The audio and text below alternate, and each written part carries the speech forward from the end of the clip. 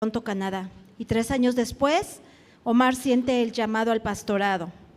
Siendo miembros de Grace Fellowship Church en Toronto, es preparado y enviado a un entrenamiento en Chicago para plantar una iglesia en la Ciudad de México. Hoy, la Iglesia Vertical Ciudad de México, que tiene abiertas sus puertas a partir del 21 de enero del 2017 por 10 meses, es pastoreada por Omar Soto, por la gracia de Dios.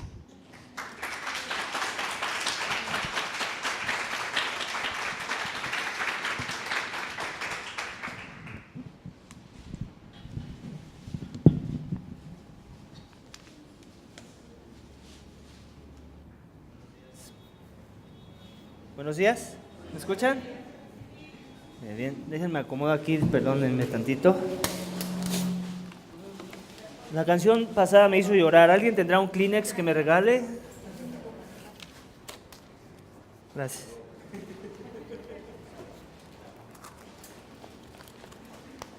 Te agradezco mucho. No está bien. Bueno, en lo que me acomodo, quitamos aquí esto para poderlos yo ver. Sí, ahorita te la doy. ¿Dónde están los demás? ¿Se quedaron dormidos? O les cargamos mucho el café y se quedaron dormidos hasta muy tarde y ya hoy ya no les costó trabajo pararse, yo creo. Ok, vamos a dar comienzo a la segunda sesión de esta conferencia. El día de ayer el pastor Kai mencionó sobre cómo cuando confesamos nuestros pecados y en ese proceso podemos ver la gracia de Dios derramada sobre nuestros corazones, entonces es una buena oportunidad para que Dios abra nuestros labios en adoración a su nombre. Amén. Fue hermoso poder ver qué importante es ese proceso de confesar nuestro pecado ante Dios. Cómo es esencial en la vida cristiana. Como si lo estoy descartando o minimizando o escondiendo mi pecado, no ayuda en nada para que nosotros podamos contemplar a Dios, para que de nuestras bocas pueda salir adoración a su nombre. Es cuando vemos esa gracia, cuando vemos el perdón, cuando vemos su misericordia sobre nuestras vidas, que nos invita, y no nada más nos invita, nos empuja a nuestro Dios. Y es precisamente de la adoración y la alabanza que sale de nuestras bocas, que Él, por cierto, abre nuestros labios. Leímos ayer en Salmo 51, cuando experimentamos la gracia de Dios en nuestras vidas, de lo que trata este mensaje de esta mañana. Así que vamos a orar para que Dios nos bendiga con su palabra. Padre, te damos gracias. Gracias porque has sido bueno con nosotros hoy. Has sido bueno desde el momento en que nos diste vida. Y después no solo eso, nos permitiste poner manos a la obra para alistarnos, para prepararnos, para salir a tiempo y llegar a este lugar, Señor. Y en eso podemos reconocer y seguir viendo tu gracia mostrada en nosotros, tu cuidado, que tú quieres alimentar a tu pueblo. Gracias, Padre, porque bien podríamos estar ahorita arropados bajo la cobija de la cama, Señor. Y no es así, porque sabemos que hay un cobijo mayor, un cobijo más grande y que no nada más calienta nuestros cuerpos, sino nuestro corazón. Y ese eres tú. Y lo haces cuando escuchamos tu voz revelada en la Biblia, Señor, que nos dio vida, que nos mostró aquel que es la verdad, es el camino y que es la vida, a tu Hijo amado. Señor, síguenoslo mostrando. Ayúdanos a conocerlo más, de una forma más íntima, más profunda, como tal vez no ha pasado, o no como quisiéramos. Dependemos de ti, Señor. Tú que iniciaste la buena obra en nuestros corazones, termínala, perfecciónala hasta el día de Cristo. Te lo pedimos, Padre, y te damos gracias. En el nombre de tu Hijo amado, Cristo Jesús. Amén. Esta iglesia, como ya lo dijo Adri, tiene solo 10 meses. Es una nueva plantación.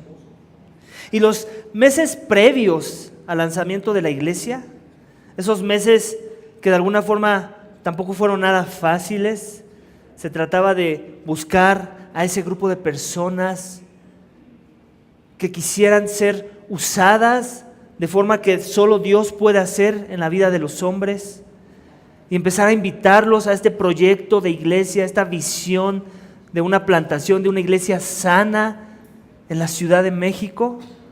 Fue un proceso arduo, no solo arduo en encontrar esas personas que Dios iba a enviar de por sí, que Él agregó, que puso en sus corazones esa visión y ese amor para consigo, para con su reino. Pero fue un proceso no solo de arduo en cuanto a buscar esas personas y los recursos para que esta iglesia floreciera, fue más arduo aún en el proceso de dependencia a Dios, de recordar que Él estaba en control, a pesar que tal vez a la vista de los ojos nuestros parecía como una misión imposible.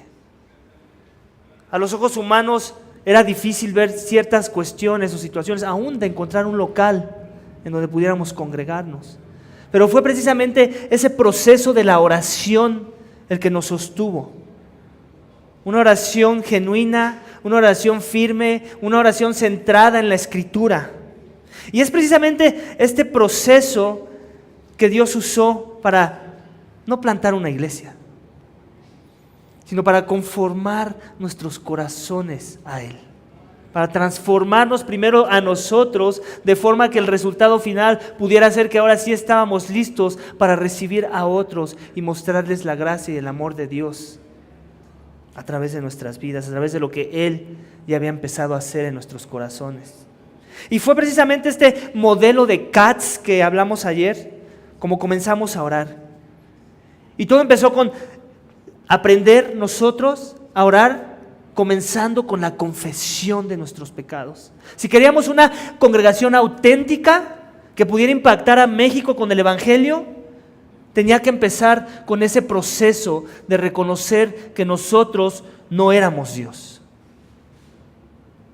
que éramos totalmente diferentes a Dios,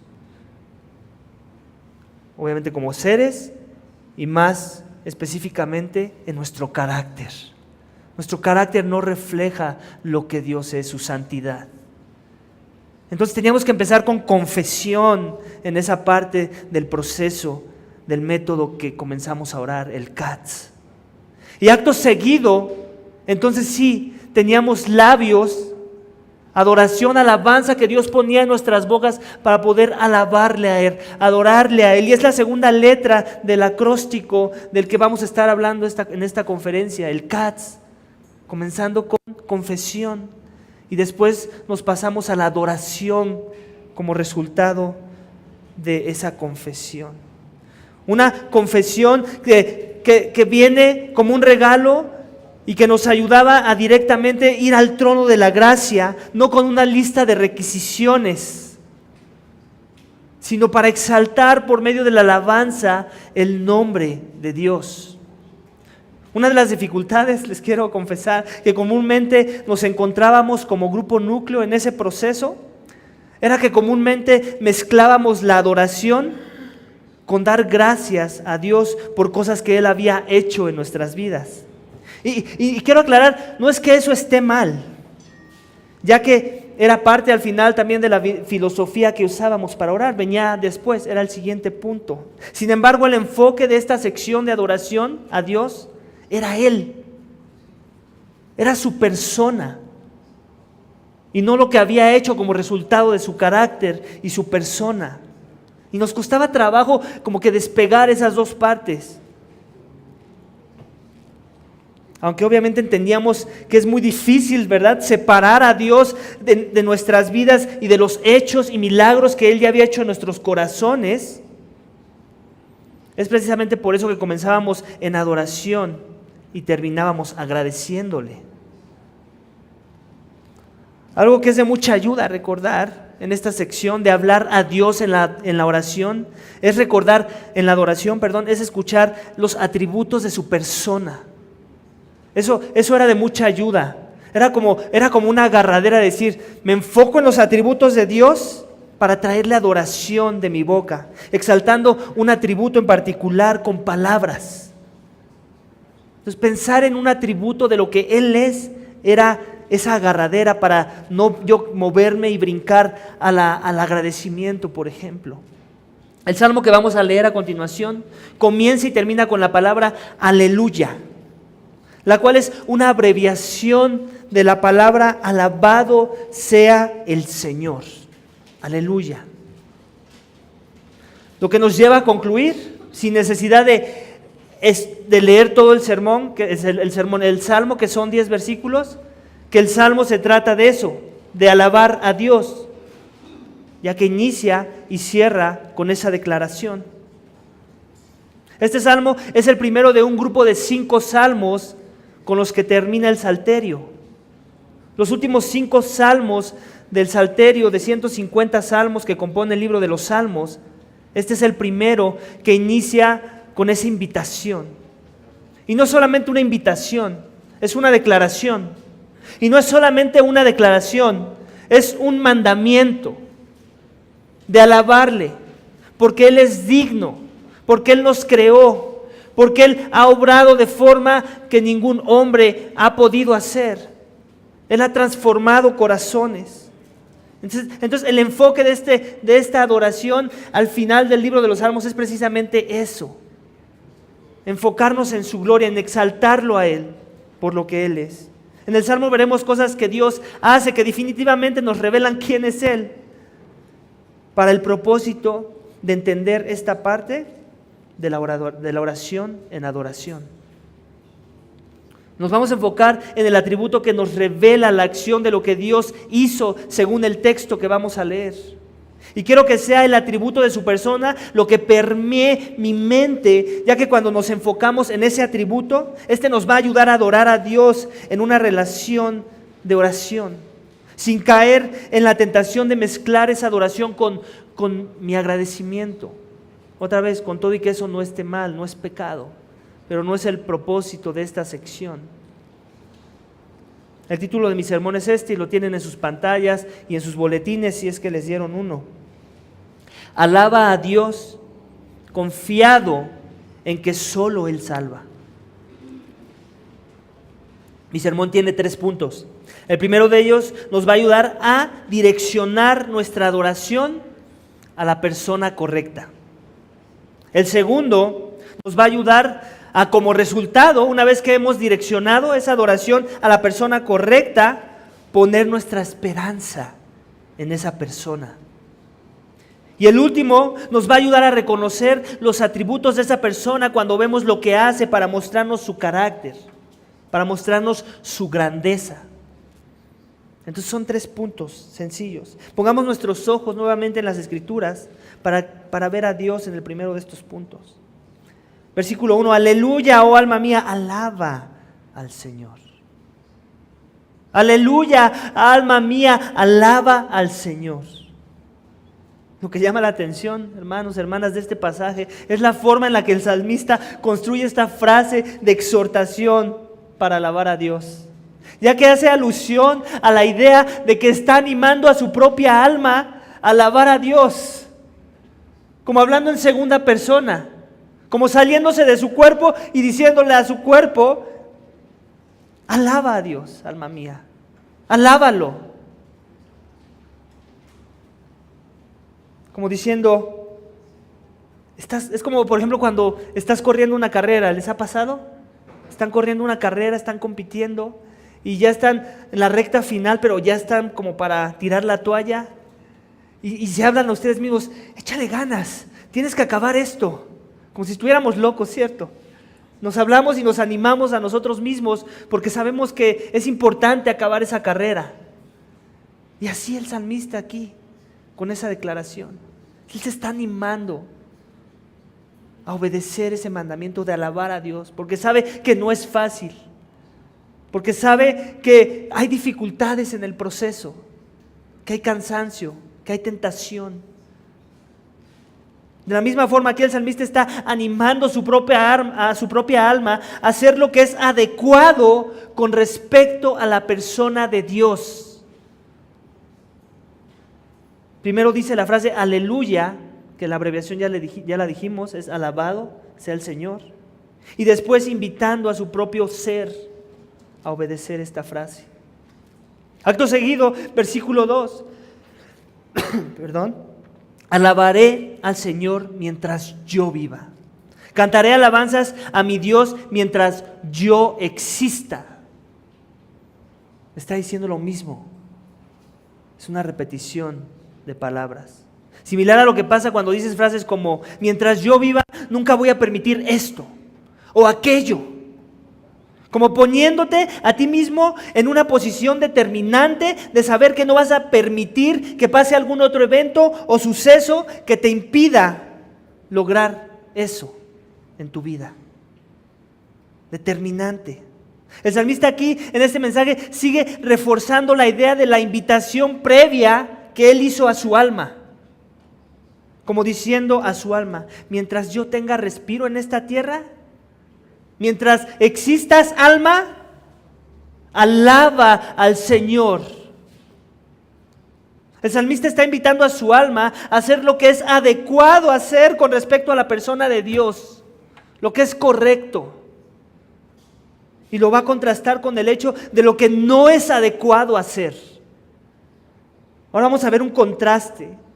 Y seguimos el flujo de la forma en que lo hace. Tenemos que entender que se sigue sintiendo en ese sentir como si estuviera hablando a su alma.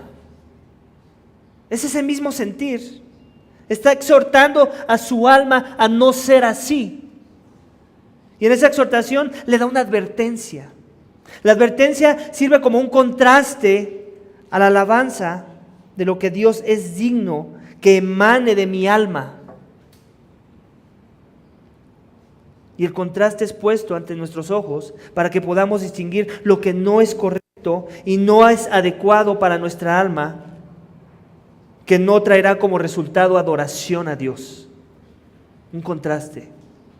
Versículo 3. No confíes en príncipes, ni en el Hijo de Hombre, en quien no hay salvación. Su espíritu exhala, él vuelve a la tierra. Ese mismo día perecen sus pensamientos. El salmista nos está dando una advertencia, iglesia. Está dando una advertencia a su propia alma y a nuestras almas cuando leemos este pasaje.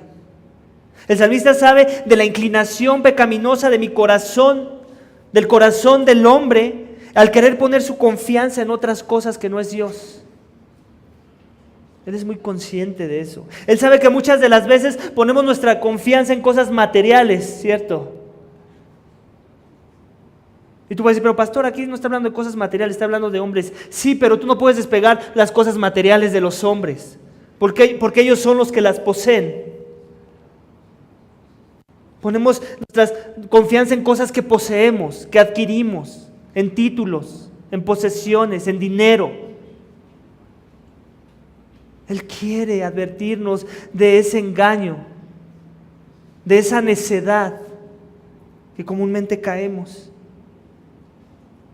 Él sabe que muchas de las veces voy a poner mi confianza o en cosas que poseo o en capacidades que tengo. Esa siempre es la tentación, iglesia. Y eso es lo que el salmista quiere que evitemos a toda costa. Por eso Él nos advierte y nos está diciendo, no confíes en ti mismo, oh hombre, o en algún otro hombre, sino que tu confianza sea en Dios. Agárrate de Él y no te sueltes. Que tu alabanza sea hacia Él y no hacia otros hombres o hacia ti mismo. Esa es la tentación.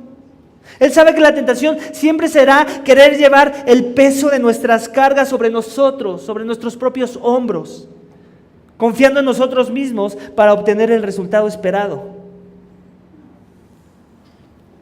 El día de antier, por ejemplo, me pasó a mí. mi esposa y yo comenzamos un proceso de adopción. Y estuvimos en una entrevista muy importante, en una entrevista filtro, que es parte de este proceso.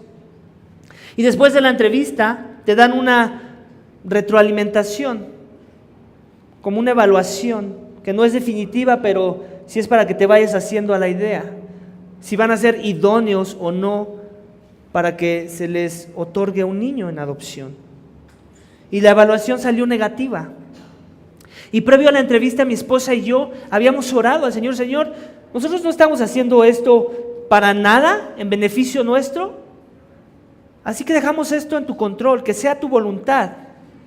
Oramos, según nosotros, con fe, de que la respuesta que fuera a dar de esa entrevista sea la voluntad de Dios para nuestras vidas, sabiendo que es lo mejor. Pero, sin embargo, una vez que escuché los resultados, no pude resistir el hecho de debatir las conclusiones que a mi parecer eran absurdas por parte de la psicóloga y de la trabajadora social. Comencé a debatir una pregunta que nos hicieron, que en particular, si tú la analizas, la estructura cómo está hecha, te invita a dar una respuesta egoísta del proceso de adopción. Y que obviamente usaron, y porque me pude dar cuenta en las conclusiones que hicieron, para descalificarnos de ese proceso. Entonces yo las invité a ellas, a estas dos mujeres, a responder a esa pregunta, o dar una respuesta a esa pregunta, sin dar una respuesta egoísta. Y adivinen qué, no pudieron. No pudieron dar una respuesta sin que sonara egoísta de alguna forma u otra. Obviamente, eso que hice no fue la mejor jugada, ¿verdad? No fue la mejor jugada humanamente hablando. Porque si ahora había todavía una posibilidad de ser exitosos en la adopción, ahora yo ya había complicado las cosas por haber exhibido el absurdo de una pregunta que ellas seguramente habían formulado. Mi reacción correcta debió haber sido quedarme callado y esperar en Dios. Pero por el contrario, quise poner mi confianza en mí mismo y no en Él. A pesar de haber orado previo a esta entrevista, supuestamente dejándolo en las manos de Dios. El salmista quiere que recordemos que Dios es el que salva y no los hombres o nosotros mismos. Él quiere que recordemos quién es el hombre,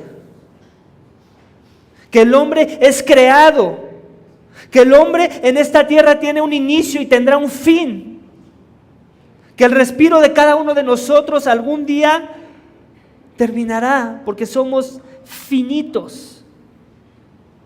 Él quiere que quitemos los ojos de lo finito y que lo pongamos en lo infinito, para que nuestra alabanza sea adecuadamente dirigida a la persona que es correcta, a Él. Alabando a Dios y no a los hombres, como dice el primer punto de mi sermón. Alabando al Creador y no a las criaturas que Él creó, incluyéndonos a nosotros. ¿En dónde está tu confianza comúnmente? ¿Es en el Señor, Dios? ¿Es en aquel que guarda sus pactos y siempre es fiel? ¿O en ti? ¿O en otros hombres? ¿Eres como yo en la adopción? ¿Oras a Dios para que haga algo en tu vida pidiéndole que se quite de tu camino para después tú hacer la obra? ¿Llevándote tú la alabanza, la adoración? ¿O le alabas confiando en Él y no en tus capacidades? El salmista, en esta sección quiere redireccionar nuestra alabanza y adoración a la persona correcta. Por eso nos hace esta invitación y nos da esta advertencia de la forma incorrecta de dirigir una alabanza. Por eso hace ese contraste en el texto, iglesia. Bienaventurado aquel cuya ayuda es el Dios de Jacob, versículo 5, cuya esperanza está en el Señor, Dios. Una vez que hemos entendido que nuestros ojos deben estar puestos en Dios y no en el hombre y no en nosotros, cuando entendemos que nuestra confianza debe ser Él y no nosotros mismos, entonces somos los más bendecidos de los hombres, sin importar la circunstancia, sin importar el resultado de la evaluación. Somos los más bendecidos. Cuando entiendo que esa ayuda que necesito en este problema en particular o en esta situación en particular, tengo que correr a la persona con los recursos para resolver mi problema. Cuando entiendo eso, no soy yo, sino que es Dios el que trae bendición a su pueblo por la promesa que hizo a Abraham y a su descendencia. Cuando entiendo dónde estoy parado con respecto a la persona de Dios, entonces pongo mis esperanzas en la persona correcta, la que tiene los recursos suficientes para sacarme del abismo en el que yo me encuentre. Es Él el que tiene los recursos. Él a veces nos los presta, pero al final le pertenecen a Él. Y cuando eso sucede, sin importar cuál sea el resultado humanamente hablando, entonces soy bendito y me alegro, me gozo, porque se trata de Él, no de mí.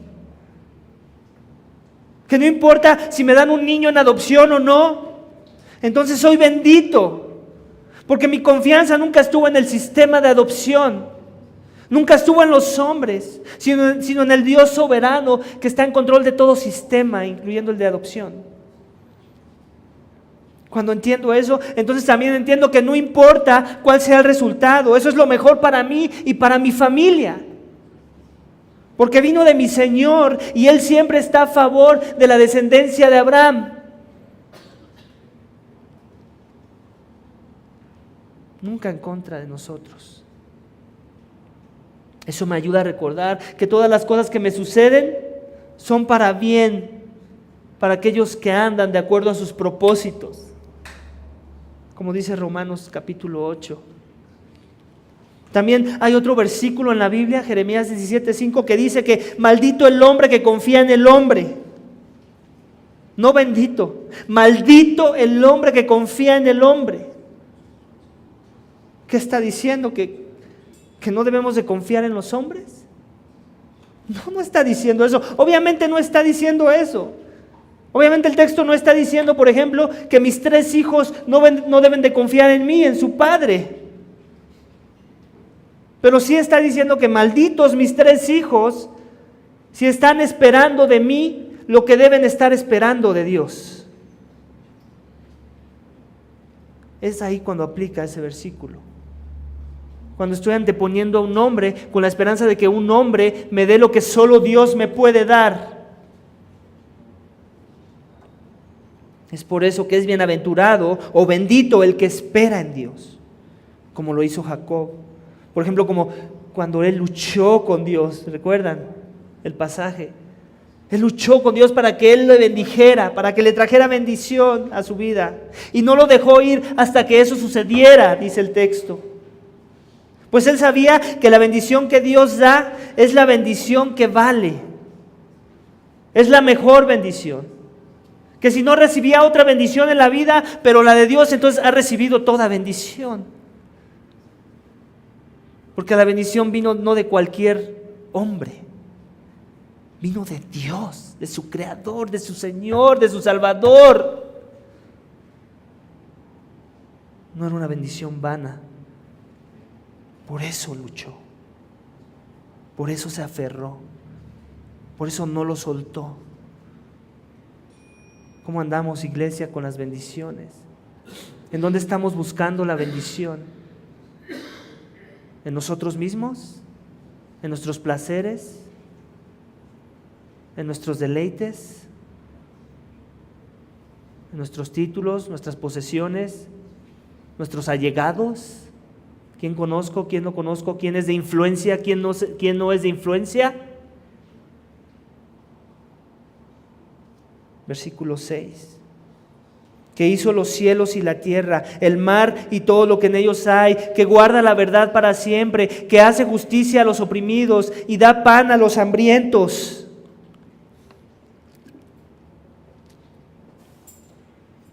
Este versículo y medio, iglesia, que acabamos de leer, nos ha dado una motivación detrás del por qué deberíamos de poner nuestra esperanza y confianza en ese Dios del que hemos estado hablando. Porque Él hizo la creación, dice el texto.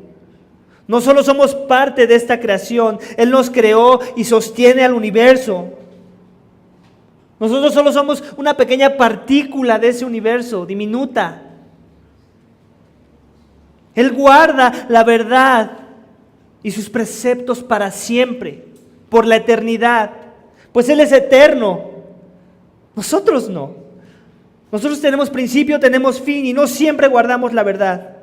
Él nunca rompe sus pactos, nosotros sí. Él es juez y sustentador, nosotros somos injustos hasta con nosotros mismos. Y necesitamos día a día el sustento del Creador para vivir. ¿Serán estos motivos, iglesia? ¿Serán estos motivos suficientes para alabar a Dios y esperar en Él, como dice el segundo punto de mi sermón? Espero que sí lo sean. Es solo cuando ponemos nuestros ojos en la persona correcta que podemos esperar de esa persona correcta. Esperar en el único con la capacidad de ofrecer ayuda correcta. Recordando que la mayoría de las veces esa ayuda no va a venir en nuestros términos o según nuestro parecer, o como a nosotros nos hubiera gustado. Ayer el pastor Kai habló de una cirugía, ¿cierto? ¿Quieres ayuda? ¿Quieres transformación? Acuéstate en la plancha porque ahí te va el bisturí y te va a doler. Pero el resultado final es lo que nos importa, es lo que nos trae el gozo, ¿cierto?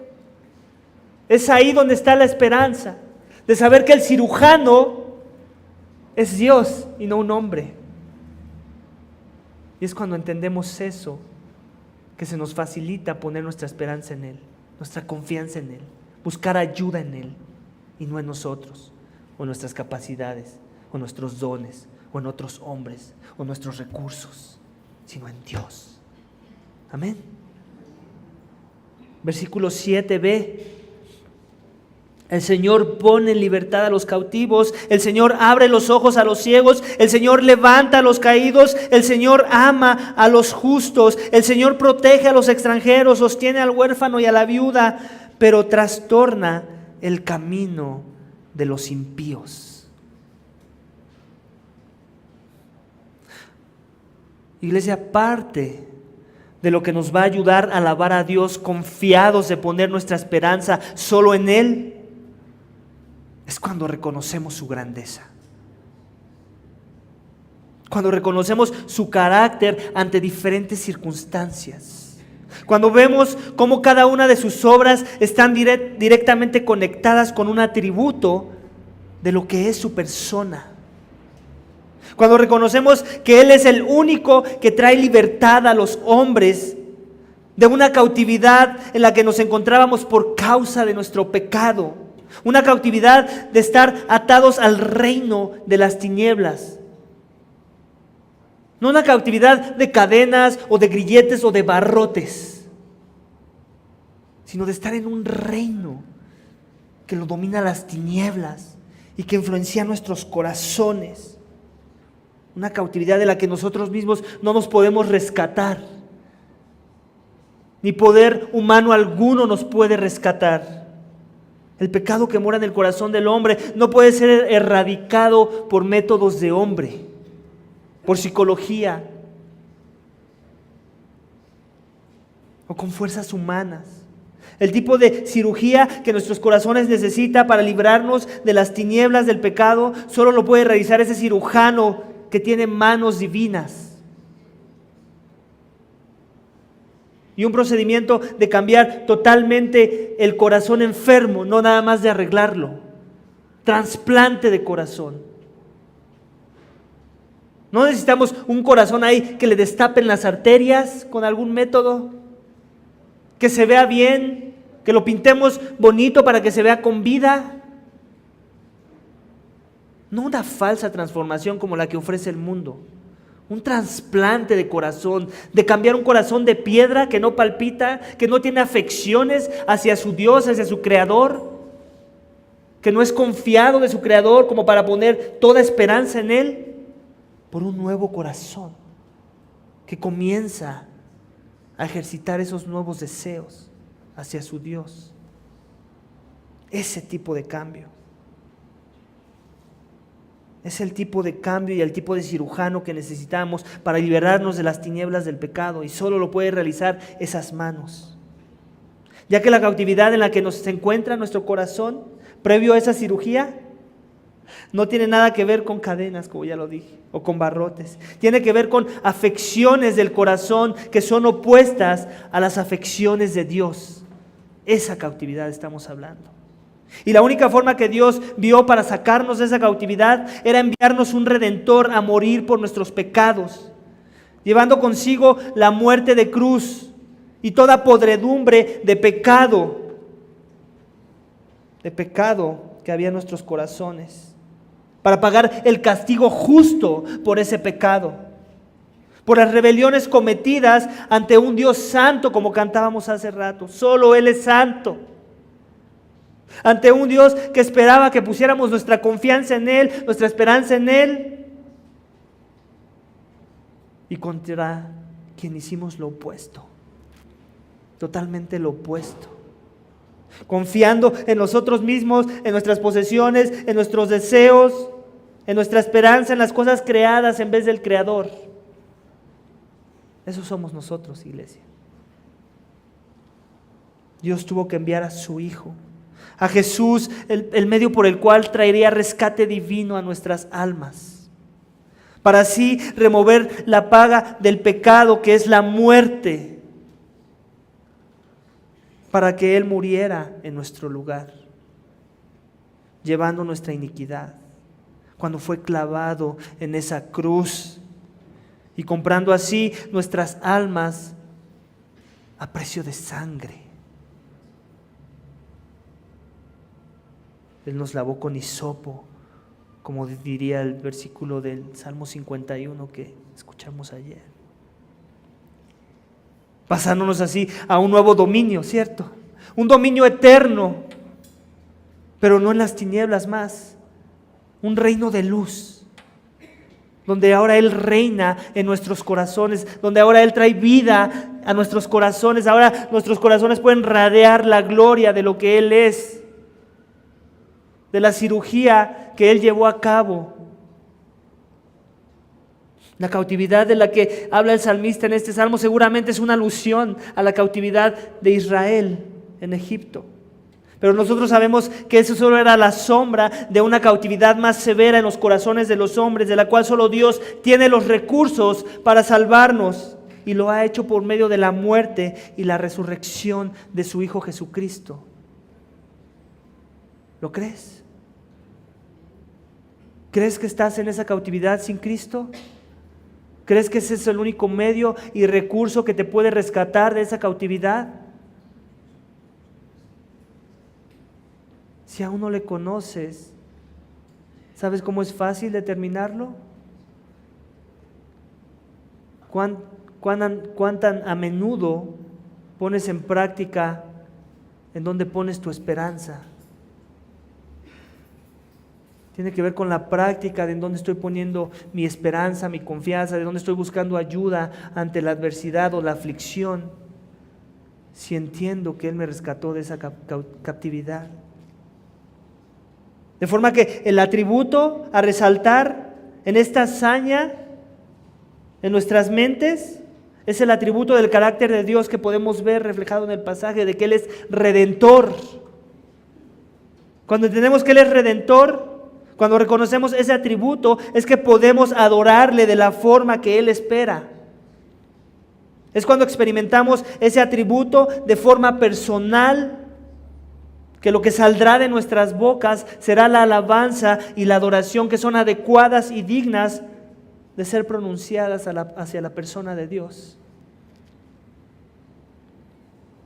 Él abre los ojos de los ciegos, dice el texto, con su poder sanador, como lo hizo Jesús cuando caminó en esta tierra. Pero al igual que la cautividad de Egipto, eso era solo una sombra de una peor ceguera. Una ceguera espiritual en la que se encuentra todo hombre y de la cual necesita ser sanado. Ese milagro que apunta a un mejor milagro de una ceguera y una sanación espiritual. Para poder poner nuestros ojos en la persona correcta. Y así después poder poner una esperanza en la persona que han puesto nuestros ojos, que es la persona correcta. Y así podamos obtener la ayuda adecuada que solo Dios nos puede dar. Cuando reconocemos que Él es compasivo en ese proceso. Es cuando sale alabanza de nuestras bocas por su atributo de la compasión. Cuando entendemos, como dice el versículo 8, que Él nos levanta cuando estamos caídos. Cuando nos encontrábamos en ese abismo, en ese pozo sin fondo.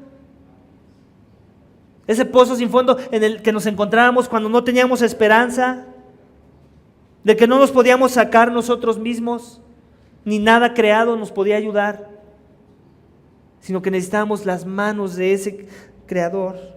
No ha sido sino hasta cuando veo la bondad de Dios en ese acto, que entiendo que nuestra adoración hacia su persona es correcta, por mostrarnos su bondad en nuestras vidas. Es cuando reconocemos ese atributo de su persona, que la adoración se eleva a lo alto. Y dejamos de ver la bondad humana como un estándar medible, porque vemos que nada se le compara a la bondad de Dios. Cuando entendemos que Él ama a los justos y reconocemos, debido a que nosotros somos pecadores, que nosotros no somos esos, sino somos los injustos, que a Él le plació declararnos justos, sí, pero en la persona de su Hijo, por su justicia, que se nos imputa en nuestros corazones cuando hemos puesto nuestra fe en Él. Es cuando entendemos ese acto de amor, que no podemos escapar de ver su carácter amoroso. El reconocimiento de ese atributo de Dios ciertamente reorienta nuestra alabanza a la persona correcta y de una manera auténtica. Cuando entendemos, como dice el versículo 9, que éramos huérfanos de padre, que nuestro padre era el príncipe de las tinieblas, pero vemos cómo Dios nos adoptó a una familia celestial, protegiéndonos así del dominio del malo, trayendo sustento divino y eterno a nuestras almas. Es que podemos, o más bien no podemos escapar, ver que Él es sustentador, que Él es protector. Esto nos lleva a reconocer atributos de su persona que no conocíamos antes, que a su vez nos llevan a alabarle de una forma que es correcta. En el mismo 9, vemos cómo Dios trastorna el camino de los que se oponen, de los impíos. Y ese trastorno que trae sobre ellos, esos que aún no han doblado sus rodillas en arrepentimiento, en fe, podemos ver cómo Él es un Padre airado, quien busca traer justicia y venganza en contra de aquellos que se oponen a su voluntad. Cuando vemos eso, no podemos escapar la idea de ver que Él es un Dios misericordioso, ¿verdad?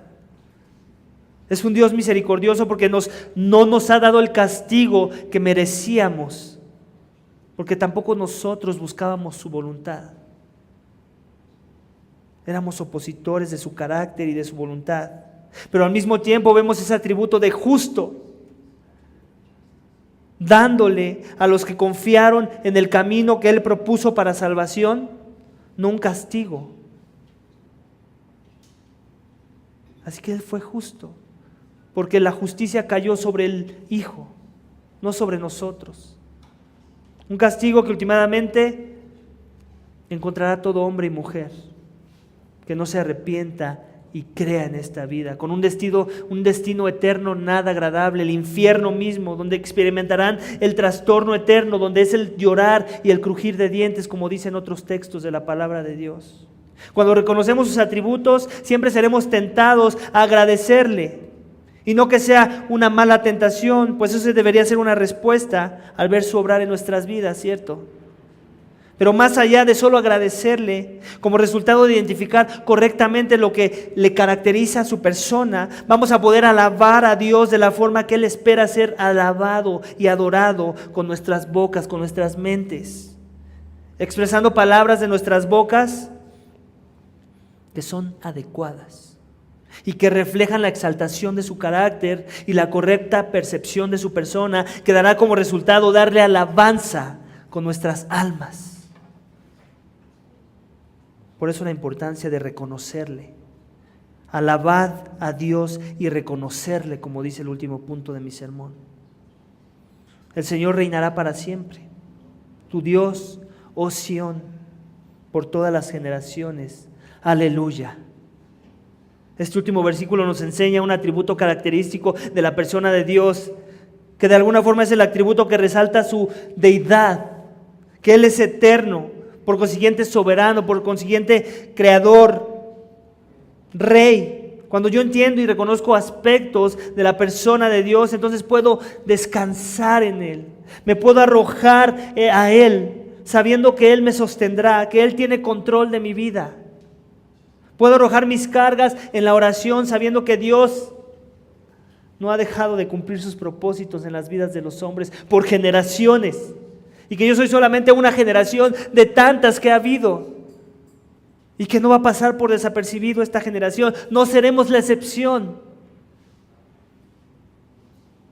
Cuando entiendo su carácter redentor y salvador, que Él está buscando reinar sobre un reino en donde domine la justicia, entonces confío en que traerá salvación eterna a mi alma. No una temporal, sino una eterna. Obviamente veremos pequeñas salvaciones en esta vida terrenal, pero ellas solo deben de servir para ayudarnos a enfocarnos en la mejor salvación. Cuando estaremos delante de ese trono celestial, como cantábamos hace un momento, arrojando alabanzas y adoración a su nombre. Alabar a Dios de la forma que es correcta, viviendo confiado de que solo en Él hay salvación, en solo Él hay esperanza y no en los hombres, y reconociendo sus atributos, demostrando así que nuestro enfoque es en Él. Últimamente Dios recibirá alabanza de tu persona, ya sea para salvación o para juicio si no le conoces. Y mi oración es esta, que sea la primera y no la postrera. Mi oración es que una correcta confesión y arrepentimiento te lleve a tu alma a una correcta adoración de la persona de Dios y que eso se vea reflejado en tu vida, incluyendo tu vida en la oración. Vamos a orar, iglesia, para que Dios nos dé esa gracia. Padre, te damos gracias por tu palabra. Gracias porque fuiste bueno.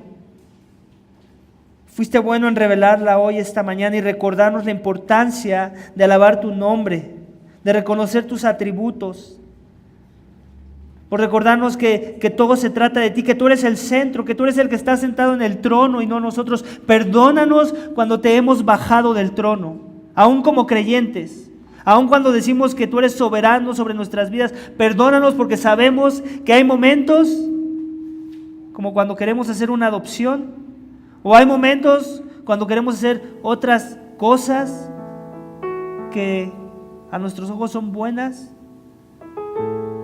que pensamos que nosotros podemos en nuestras propias fuerzas, quitando nuestros ojos de ti, del soberano, del que es correcto poner nuestros ojos en esperanza de que tú obres sin importar el resultado, sabiendo que el resultado final es lo mejor para aquellos que son benditos, que han puesto la esperanza en ti y no en los hombres o en nosotros mismos. Señor, danos gracia de poder arrojar nuestras cargas a ti y que el resultado final sea un descanso para poder enfocarnos en ti y alabarte y adorarte y ver tus atributos de lo que tú eres, tu persona, y que eso nos lleve a una adoración profunda, a una meditación profunda en la oración, y que podamos adorarte con nuestros labios y que podamos regresarte las palabras que tú mismo inspiraste de tu persona, y que en ese proceso tú seas exaltado y nosotros bendecidos. Te lo pedimos, Señor, danos esa gracia, necesitamos tu gracia. No podemos en nuestras fuerzas ni hacer eso. Eres tú, Señor, el que tienes que obrar en nuestros corazones. Sigue transformando nuestros corazones, Padre, te lo rogamos y te lo pedimos y te damos gracias.